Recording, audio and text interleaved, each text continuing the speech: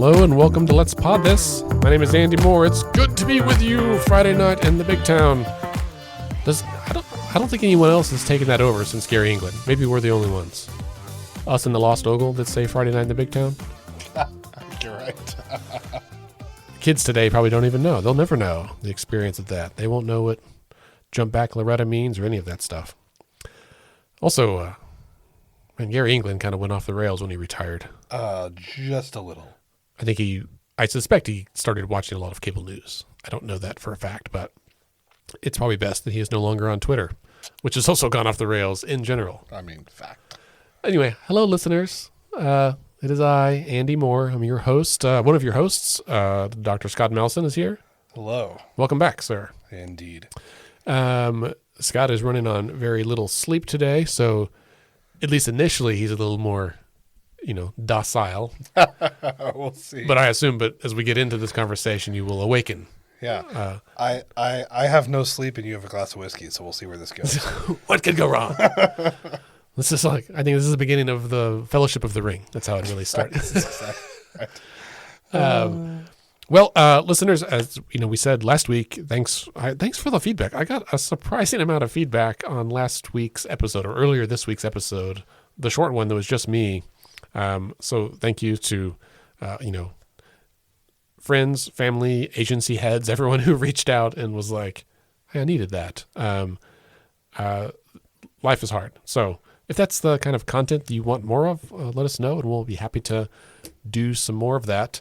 But this week we want to finally kind of recap. We want to recap the 2023 legislative session with an asterisk that special session is not yet over, right? I think he has until Monday. Well, no, technically special session, they gavel to the call of the chair or June 30th, right? Yeah. But the House is going to come back, but the Senate's not going to come back. Well, I thought House was on Monday and Senate was on Wednesday. Oh, I saw House was coming back, but the Senate wasn't. So Senate's coming back Wednesday. I thought they weren't coming back at all. I think so. I have to go back and recheck Twitter. Gotcha. But anyway, next week they'll be in session. I think minimal. This is just. We were done. Yeah. We thought it was over. It's never quite over. It's never quite over. That's a fucking fact. But before we get to that, there's a big piece of news. Yeah. Yeah. We should talk about the news of the day. In fact, I've probably got some kind of Nice. This just in. Right. This is it's not breaking anymore. It was breaking a couple hours ago, but former President Trump has been indicted again. So he's previously been indicted for the Stormy Daniels, the quote unquote hush money case related to his paying Stormy Daniels to keep their relations secret while he was running for president. So that was, but this is new today. Former President Trump indicted on 38 counts related to the trove of documents recovered from his resort in Florida. These include violations of the Espionage Act, also include obstruction and conspiracy. As we say on the show pretty routinely, not a lawyer, but that doesn't sound great. It's not insignificant. Yeah. I think I believe that at least some of these carry at least the potential of fairly hefty prison terms. 20 years. If convicted. Yeah, so I looked on there. So if you'd like to read the indictment, Politico has it, and I'll put a link in the show notes. It is 49 pages long, although it's double spaced. It's not so bad. And there's some pictures. But it is a pretty interesting read. I read it earlier today. I had 15 minutes or 20 minutes to kill and was able to get through most of it. And they enumerate all the documents that he has. So this is all related to these documents, right? The obstruction of justice is him lying about having documents, moving documents around. And there's a paper trail, right? There are messages between his aides, messages from his attorneys. They lay out the case of this person said this. They moved the boxes of documents from this building to that building. But Scott, I was struck by how much these documents moved around. Yeah, I'm currently looking at a picture that's 1, 2, 3, 4, 5, 6, 7, 8, 9, 10, 11, 12. I'm going to say like 30-ish boxes of documents stacked next to in between a shower and a toilet at Mar-a-Lago. That's wild. Right.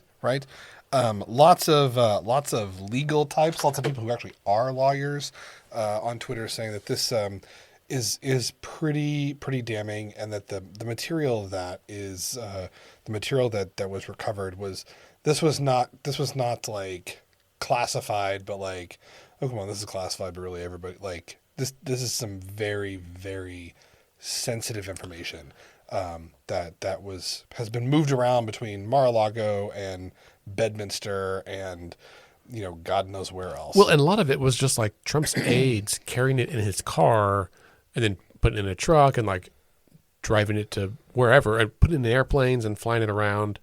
There's a photo on page 14 of the indictment of just like where a box had fallen and all the contents kind of spilled out on the floor. And it seems like from this, because they have some text messages in there between his two of his aides, that thought enough to like take a picture of it and be like, I just opened the door and found this. Like they recognize these are important, and they had to redact some of the photo because there's classified information that was visible, which means this aide who did not have clearance had access, like obviously had access to this, and this is just not the kind of stuff you want stored in bathrooms and laying around. Well, and it's also like, what did he want to keep it for? Right? Like, this is the thing. And I have not read the entirety of the indictment, so I don't know if they speculate on that or not. But like, why, why would you take these things? And why would you like keep them with you all the time? Like, unless you have some plan for them, or was this just to make him feel like he's still president? Like, yeah. What is the reason for like nuclear secrets and like a potential attack plans for an attack on Iran? Like, why do you have this shit stacked in your bathroom? Right. Well, so this part was kind of shared earlier this week, but the conversation he had where he was showing the invasion plans for Iran, he was showing to some people, and he's like, well, this is the military thing. This is what they did, not me. They did it, not me. They did it, not me. Like, look, this would exonerate me. Like this, look, they did this, not me. I can't even really show you. It's secret. Like, so don't get too close. But it's like someone else prepared that, but who instructed them to do so? And regardless, you're not allowed to show anybody. And he was showing it to people who did not have clearance, and that is a violation. Beginning on page 28, it goes through all of the documents and kind of lists what they were. So like the date of the, I guess, no, maybe this is all the counts. Well, it's 31 of these. So it's like a bunch of documents, and it has like the date that it happened, the classification of the document, and a document description. And this part was real interesting, and you and I haven't talked about this yet. So some of them will say, January 20th of 2021 to August 8th of 2022, which is essentially from when he left office to when the FBI came and got the documents, right? And it says top secret /SI/ no foreign / special handling, right? So those are all, it's a top secret document, which is the highest level. And then I forget what SI stands for. Do you remember? I remember us researching this previously, but there's all these like different things. For example, some of them say FVEY or something, which is the Five Eyes National Security Alliance, which is like the U.S., the U.K., New Zealand, Australia, and Canada, I think. So like those 5 companies share information. Countries. And so that's all interesting, but there's several that say, for example, item number 5, top secret /redacted /Orcon /no foreign. Document dated June 2020 concerning nuclear capabilities of a foreign country. Like, Jesus. And there's several. I'm like, oh, there are security clearances that it's all top secret stuff that are concerning military attacks, nuclear capabilities, that kind of thing, where the classification of the document is so classified that we can't know. Because there's like code word clearance and shit, right? Right. And it's probably maybe it's a code word and they just don't want to tell us what it is. Right. But I was like, Oh, this is like, I can imagine there's just not a lot of these documents floating around. Anybody want to ask Mark Wayne what he thinks about it?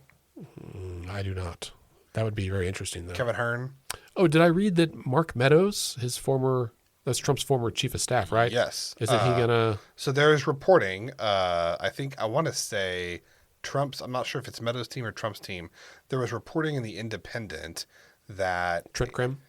it was not Trent Krim. There was reporting at the in the Independent that Mark Meadows, former chief of staff, pled guilty to some lesser counts related to this probe in exchange for some degree of immunity.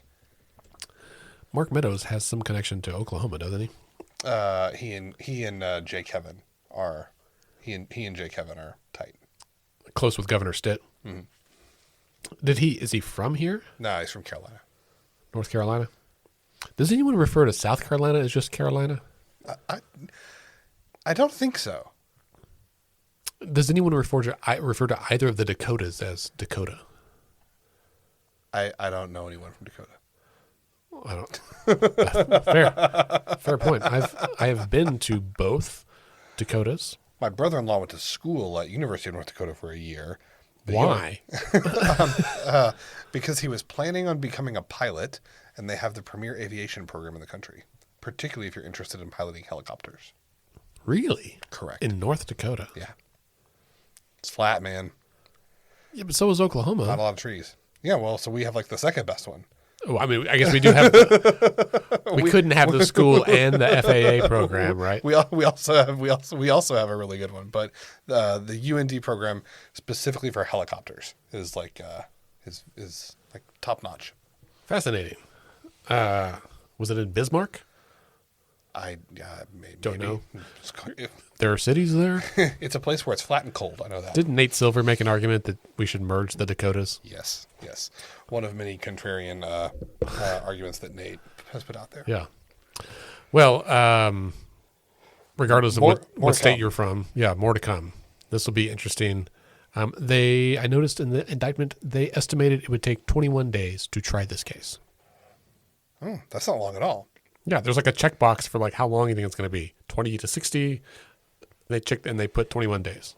I was like, huh. I mean, I wonder how long it will be before it goes to trial. So it's been Yeah. assigned. It's been assigned to Judge Eileen Cannon in Florida, who previously, so she was a Trump appointee, who was involved. I want to say she was involved at this case. She was involved with this case at the very beginning, and she is the one who said that there needed to be a special master appointed. right. Right, and then that got like the Justice Department appealed, and that got tossed out, and she got, I think, pretty strongly rebuked by whatever court is above her. Mm-hmm. And then, yeah. So Was that like her trying to avoid being the judge on the case? I mean, a lot of legal experts interpret it as her trying to like tilt the scales. So I don't know if she'll remain the judge on the case. I don't know, but some of the legal experts that we follow on Twitter, they have said that apparently the evidence that is laid out in the indictment is sufficiently thorough that that's like it really shouldn't matter like who the judge is. Like this is not Right. This is not a case where there's like a lot of nuance. And these are federal crimes. His other indictment was just state level, wasn't it? Yeah, so that was in New York. Right. Yeah.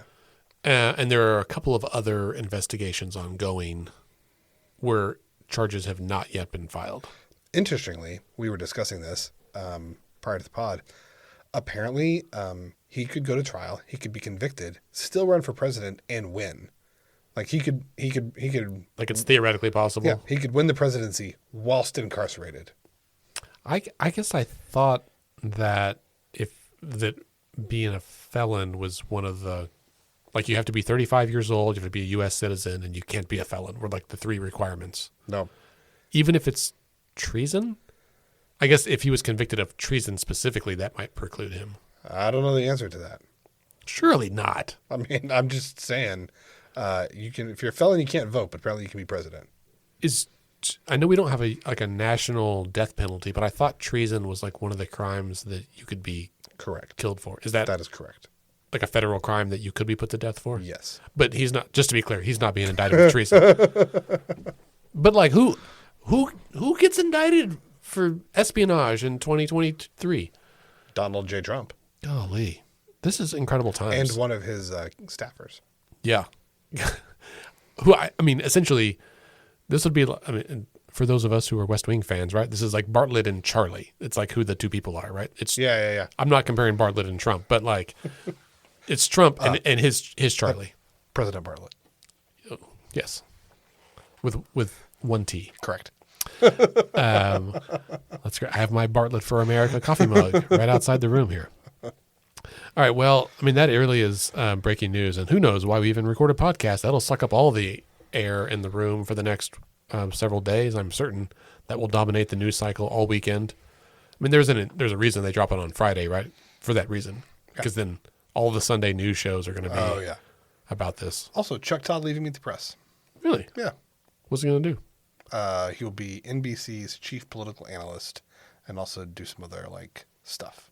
So I assume when like someone like that becomes a chief whatever analyst, that's like someone leaving their company and then becoming a consultant for that company, right? I mean, but he'll still work for MSNBC. He said he just more time with his family, yada yada. He's also been doing it. I mean, he's been doing it for 10 years. So he's gonna write a book. And I mean, sure. And I want to say, I mean,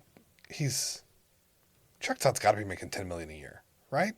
One would think, right?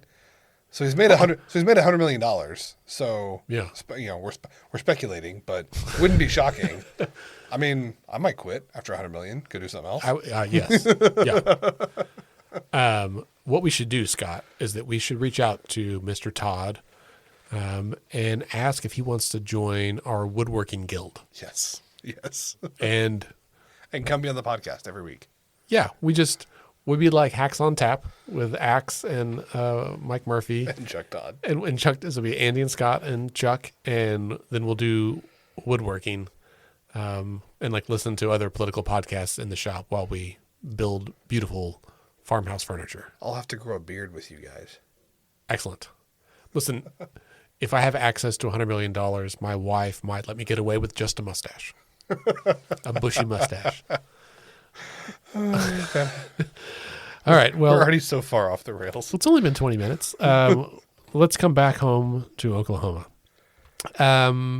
So the regular session wrapped up Friday, May 26th. I think I addressed that earlier in the week. And the issue du jour. Oh, Scott's yawning. I know you're tired. I'll be all right. Power through. Do you want a Coke? There's some Cokes in the fridge out here. I'm good. Okay. But thank you. I can slap you in the face also. Somebody should. Somebody should. I don't have a slap sound effect. That'd be a good one. Anyway, the big issue, of course, this year in session was education, right? In various forms, but that was really the big thing. There were, of course, early in session, all these attacks on transgender youth in particular. And I guess we had that in lieu of bills about abortion and guns. Although I expect that we will see at least one of those issues come back up soon. The House of Representatives here was rocked twice by incidents involving members and law enforcement, right? Representative Martinez and his DUI, and it's his second DUI, right?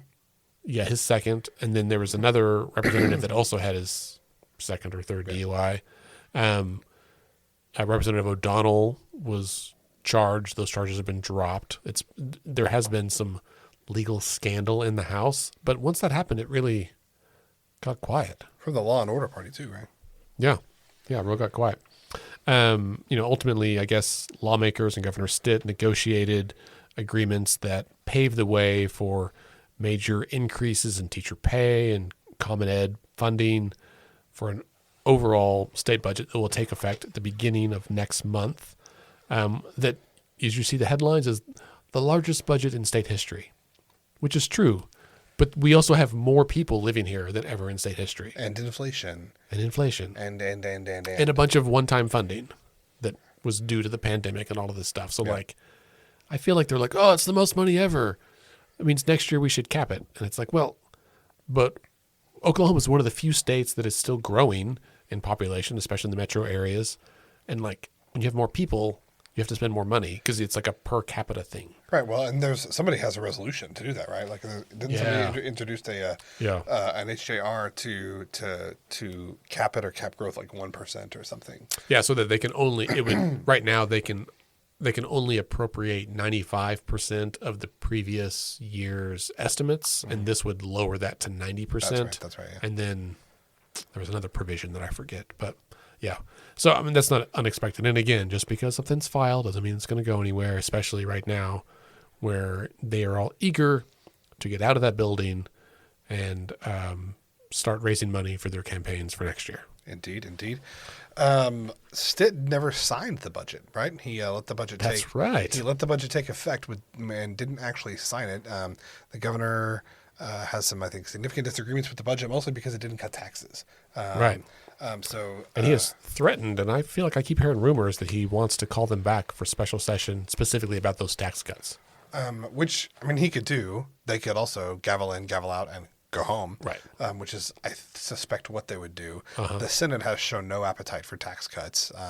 The House was pushing for tax cuts. McCall was pushing for tax cuts. I assume this is because he wants to run on having cut taxes when he runs for governor. I think they'll do it. They'll just wait and do it next year when it's closer to the election.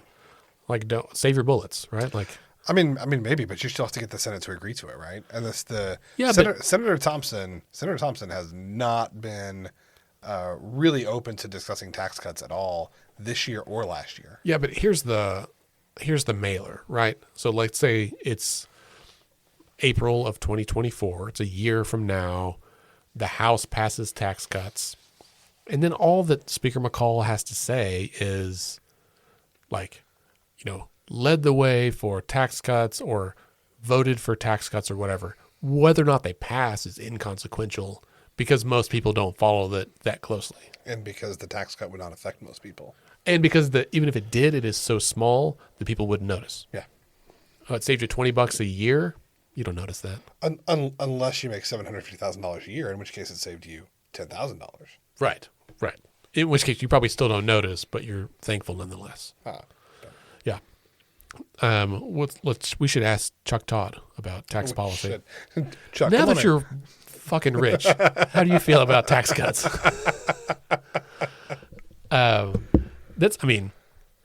told you about this. Like, I had a conversation with Charles Munger Jr., who's a billionaire. His dad is Warren Buffett's business partner, and he's somewhat active in the democracy reform movement. And I had a chance to hang out with him and ask him some of these questions about how he feels about tax policy, how he feels about reducing the role of money in politics. And he's like a physicist and very mathematically minded. And he had some very pragmatic advice where he was just like, it's not great, but more importantly, like, people should own it. Like, we shouldn't have mechanisms for people to hide. Mm-hmm. If you've got money and you're going to spend it, you should own it. Yeah. Put your name on the billboard. Sure. Anyway, so thanks to our former intern Micah for helping us kind of create a bit of an outline for today. And I don't know if you noticed on the notes here, but she created winners and losers, which I thought was a nice touch. I do. Do you want to go through these? Yeah. You want to start? No. Okay. Well, so, I think one of the things, and it's not a person, but one of the things that was a bit of a net loser potentially, right, is like unity among the Republican Party in the state legislature, and somewhat because the session was fraught with like policy disagreements that generated some like really petty infighting amongst the party. Now that's just the nature of it. When you have a supermajority, right, it's hard to wrangle that many cats. Right. And this has been, it's true for this year, but it's also, it was true for session last year as well, right? Some of these same, last year it seemed like it was spent most of the session trying to get the governor of the House and the Senate on the same page about any number of issues. I feel like I don't want to say it's come to I don't want to say it's come to a head, but I feel like the animosity was even more out in the open this year, right? This year there was a lot more dueling press conferences, a lot more kind of direct call outs from the House to the Senate and vice versa. Both of them pissed at the governor about various things. I think I'll be interested to see where we're at next year after, the cooling off period that you expect in between sessions. Yeah. It'd be interesting to see how this plays out. Anyone can subscribe. I subscribe to the legislature's email updates, so I get all the press releases. And I feel like there was an increase in press releases from a few of the members. Not everybody sends out stuff, thank God. We couldn't handle all that, but you expect the ones from leadership, but there's a few rank and file members who tend to be of the more conservative persuasion that sent out a lot more this year than they have in the past, which is interesting, especially because often Humphrey sent out a lot. He did for a while. And did the cockfighting law get signed? No, it didn't go anywhere. Because it passed the House, right? Yeah. But then did they even hear it in the Senate? No. Yeah, sure. No. But Warren Hamilton and some of those guys send out quite a few. And often they send out statements, not just about legislation that passes, but just statements from them. Yeah. Which I'm very curious. I haven't ever followed up to see if their local papers run those or I'm curious what the purpose is, what the outcome measure is. One winner we have from the session was teachers. So the education reform package that passed, or education funding passing, I should say, public school teachers came out of the session with $3,000 to $6,000 pay raises based on their years of experience and 6 weeks of paid maternity leave. Now, I did see today, apparently there are some caveats to that. So right. I think the raises are limited to 10% of teachers per district. So it's not going to be everybody necessarily gets one, I think. Yeah. And then there's a really big hiring bonus, but I guess that's limited to special ed teachers. So the 50,000? Yeah. Yeah.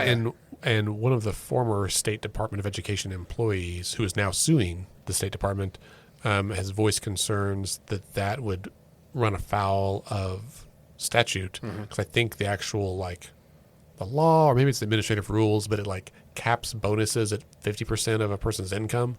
And so there was some question that yet to be determined obviously they're not getting paid $100,000, and so $50,000 would be more than half of their salary, and thus is it even possible? Yeah.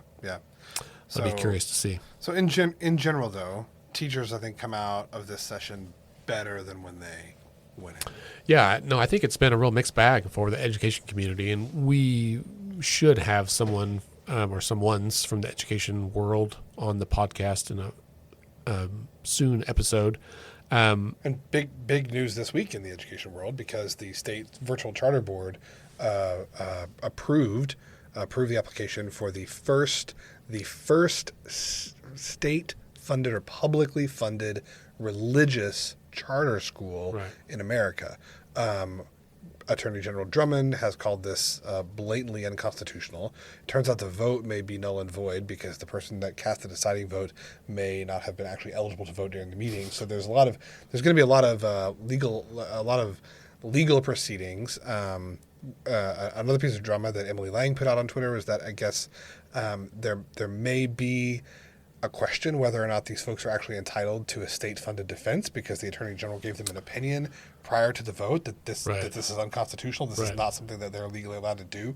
They did it anyway, so they may not be entitled to a state-funded defense. So this could be a personally expensive decision. There was an op-ed in the New York Times today talking about this decision and how, from a conservative commentator, saying that this is a mistake to give any church the power of the state. That's fascinating. Yeah. David French. Yeah, I think I saw that, and I was like, wait a second, is this about Oklahoma? It is. In the New York Times from a conservative. That's Today. a big deal. Yeah. I'm sure that will be talked about here locally on our news programs this weekend. We'll have to talk about that one too. Do you watch Flashpoint or any of that stuff on the weekends? Variably. Yeah. What about CBS Sunday Morning? No. It's always so happy. Although I just follow them on Instagram and I get most of the content I need. I forget how many commercials are on television.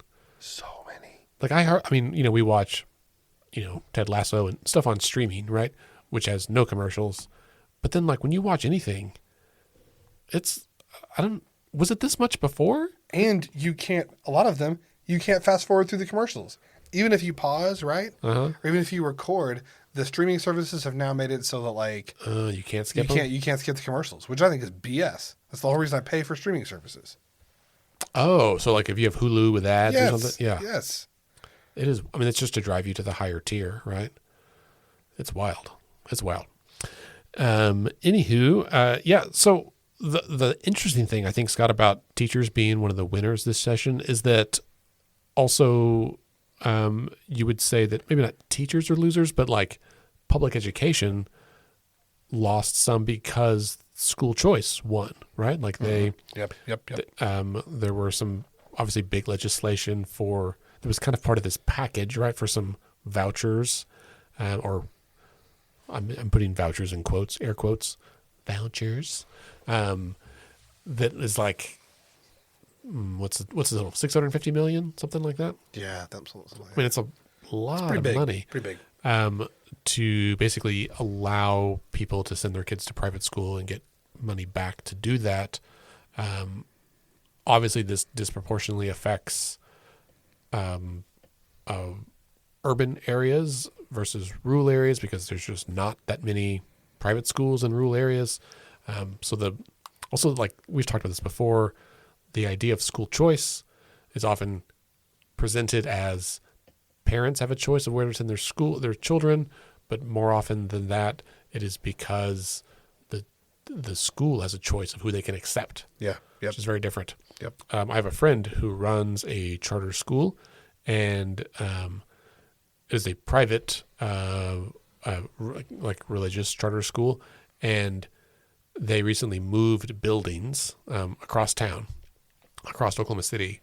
And so they're losing some of their attendance, right? And it's not from people who lived locally.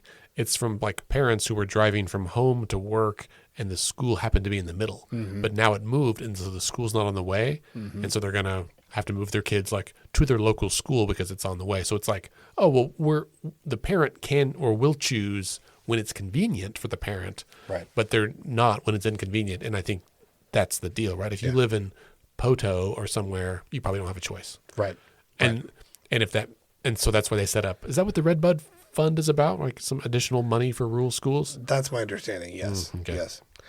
Related outside of the issue of school choice, State Superintendent Ryan Walters is, I would say he comes out looking like a loser, right? Out of this session, got raked over the coals a couple of times. Lots of animosity between him and leadership in the legislature, even leaders in his own party. Yeah. Several people, even some members of his own party, calling for his impeachment. He is his tenure is off to a rocky start. It is. I guess losers in the eye of the beholder, though, because presumably someone supports him, right? And he keeps doing this. I also didn't realize he was still making videos in his car, but I saw one the other day. I don't normally watch his videos, but I watched it, and I was just like, this is not accurate. Yeah, correct. I really hadn't watched maybe one or two of his videos ever. Yeah. And so I just decided to watch this. I was in my car also, actually sitting at waiting to pick up my kid. And I was like, whoa, like it was just so egregiously wrong. Yeah. But like in a bizarre way. Like turns out our schools are not full of pornography. Yeah. It was really, I'm used to hearing people talk in talking points. I've been guilty of using them myself when I'm working on stuff, but like, because they work and because they effectively communicate a certain perspective or point. Mm-hmm. And his was just like, it was like talking point adjacent. It was like a talking point, like in Multiplicity, how like every time point that's lost its way. Yeah. Like Multiplicity, every time Michael Keaton's character like gets duplicated, he like gets a little weirder. Yeah. And this is like a talking point that has gone through a couple of iterations there. And I was like, that's not That's funny. Like, if this works, then we as a society are way farther gone than I think we are, or he's lost his way. And I felt like that's what it is. I guess we'll find out. It's pretty, that's been a good summary. I will note, one of the press releases, as I mentioned those earlier, that gets sent out at kind of the end of session. Pro Tem Greg Treat sent out one that was actually fairly comprehensive and was helpful. It was pretty long and a bunch of bullet points, and I will even link to it in the show notes because, obviously this is them celebrating their wins, some of which may not align with our values or your values, but they have headlines like education package is first, tax reform, the college athlete name, image, and likeness. That is a win. That's a win for Oklahoma. Which they had to come back, and that was a veto. Yep. That was part of his tantrum 20, wasn't it? Yes. Did they override the tribal regalia vetoes? Yes. Good. And OETA. Good. Yeah. Yeah, I think they overrode almost all of them. Good. And that was, I used the term tantrum 20 because that's the insider term that they were using the Capitol. I mean, even on the floor, they were like, this is part of his tantrum 20. Apropos. Which I think highlights what you just said about the strained relations between the legislature and the governor.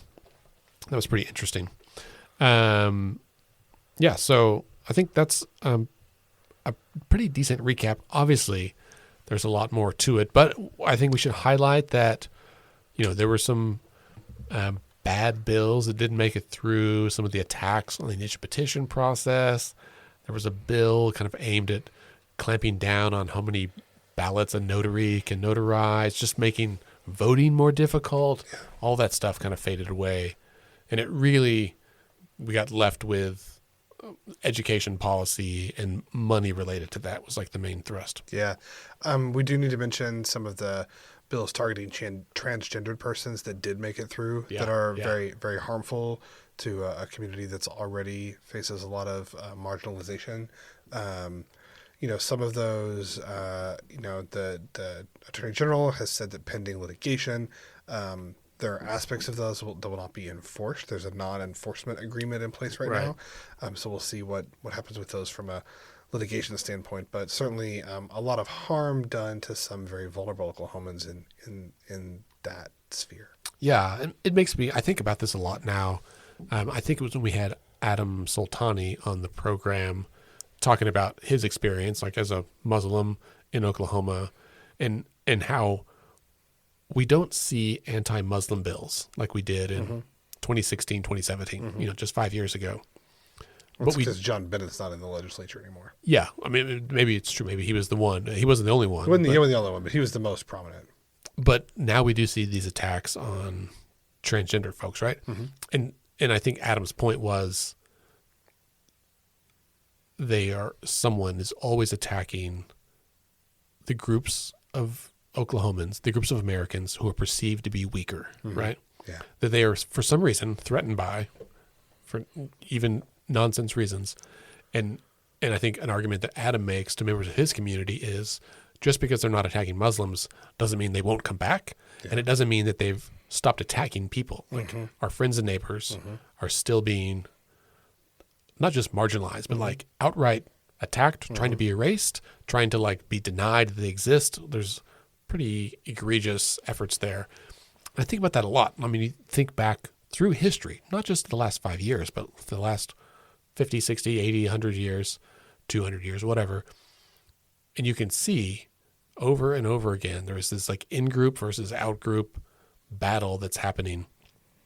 And that's really concerning, right? And so I think, to my episode earlier this week about existential exhaustion, there's a lot going on for me as a middle-class white guy.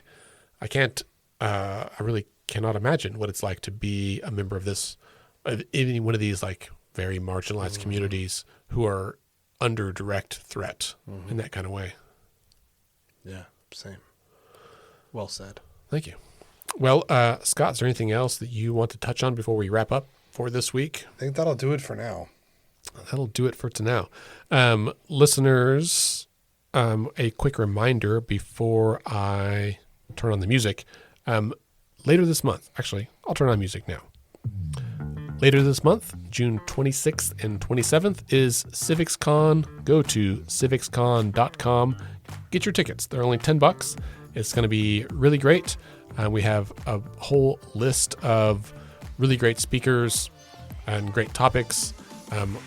I'll have it all posted on the website over the weekend. So hopefully by the time you listen to this, it will be up there. And you should really go check it out. AJ Griffin, Chris Canaday, Lori Walkie, Shannon Fleck, Ellen Pogmiller. I'm just trying to name people, but there's so many. I think JB is going to be there.